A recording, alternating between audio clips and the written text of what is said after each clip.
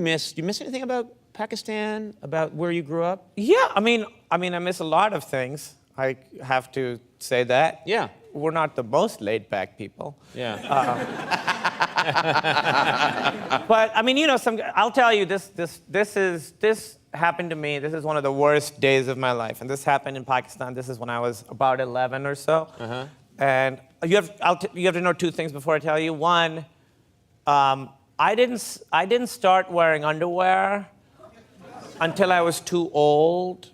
Like, okay, this is the story of.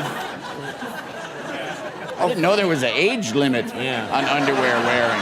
I feel like 11's too old to not be wearing underwear. Oh, so right? what I'm saying, yes, you didn't start wearing underwear until later on. Until this is the story of why I started wearing underwear.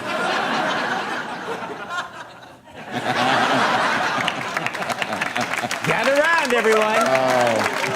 Let's get the campfire going. I'm a little... A big prop book. Yeah. So what happened? Okay. This story takes place during what I call the summer of masturbation. They're not related, they're not connected in the way you think. Okay. This is the summer where I discovered masturbation. Yeah. And I was really just pouring a lot of my time into that. Yeah.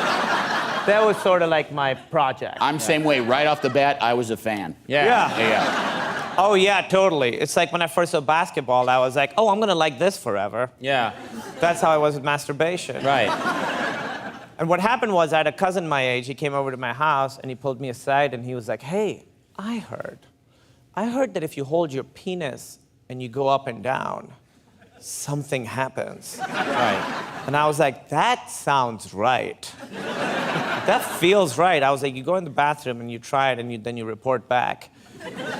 He's in there for 3 minutes. He comes out and his face is red, which is very hard for my people to get a red face. Yeah. His face is red. I asked him how it was, and his lips moved, but no sound came out. And then I swear, he picked up a BB gun and shot a crow. And I was like... His face was red. He didn't speak. He picked up a BB gun and shot a crow. Shot a crow. And I was like, I'm doing this right now. Yeah. Tonight we become men, you know? So I go in, I get started, and I haven't, you know, it takes me 30 seconds. Like my body's been waiting, like, this is what we wanted for so long. Right. At the point of impact, I black out. You blacked out. I black out. You black out. I black out and I wake up and I'm laying on the floor of my bathroom. Yeah. And I remember saying out loud to myself, oh, this is going to be a problem. And it really was. I was really like going at it a lot, you know? So I was like scheduling things around it. Wait, did you faint every time? No, just the first time. Oh, Yeah. okay. All right. I didn't faint every time. Okay. Right. 'Cause There's that'd more be a real problem. details that I don't want to get into. Sure, of course. Yeah, we don't want to go down any untoward road. Right. That's a web extra. Yeah. So, so I'm doing this a lot. I'm getting embarrassed. I'm doing this a lot, and we have a theme park in Karachi called Funland. That's Sure. the name of it. It's called Funland, which sounds like a real first draft name. Funland. We'll get to the real. We'll come up with something better, but Funland for now. It's right around the corner from work building and food room.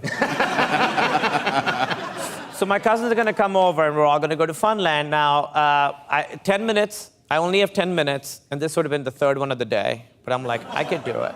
So 10 minutes, third one of the day. So I go in, and based on how much time I had and how many times I'd done it, I'd think of different situations. So this is, you know, I have to go for nuclear option, which is possessed Sigourney Weaver in Ghostbusters. That's the hardest thing I can think of. Yeah. The possessed Sigourney Weaver, not, yes, I remember when she's... Well, because it's like a threesome with just one other person. Yeah. Because, you know, the gatekeeper's in there, too. Okay, right. So, imagine that little kid telling you this story. So, I get started and I've mistimed it. My cousins show up. My mom's yelling at me, we gotta go. Very stressful. I get it done. I get the job done. I pull up my pants. If you remember, I didn't wear underwear. Ah. I zip through my penis. I zipped through my penis. I didn't. You didn't chop it off. No, that would have been the first thing I would have mentioned. I would have been like, this is You're the right. story of how I lost my dick. You're right. That would have been different title. Yeah. It would have been a different title. Yeah. There You're also, right. in the intro, we would have said Star of Silicon Valley, dickless, Yeah. Kumail Nanjiani. Yeah. No, half dick. Half dick. Half right, dick. right. Yeah. I'd be like, I would introduce everyone, like, hey, 2 things about me. I'm from Pakistan, and I have half a dick. Yeah. I know you have questions. Yeah. Life in Pakistan wasn't easy. Yeah. So you're saying you I took off a sliced... chunk off the side. You took a piece off the side. Okay. Took a piece off the side, just the littlest piece, but it felt giant. And it wasn't even stuck in there. I was like, it's done, party's over. And it's bleeding a lot, and I'm a kid, I don't want it to get infected, so I get my dad's aftershave, Oh my God. and I my poured the God. whole bottle down there. And it felt like if fire had teeth. It's like the kind of pain where you're flashing like football highlights and pictures of all your dead relatives and the orcs marching out of Mordor. Yeah. Which those movies hadn't even come out. Right, It right. hurt so much I had a prophecy.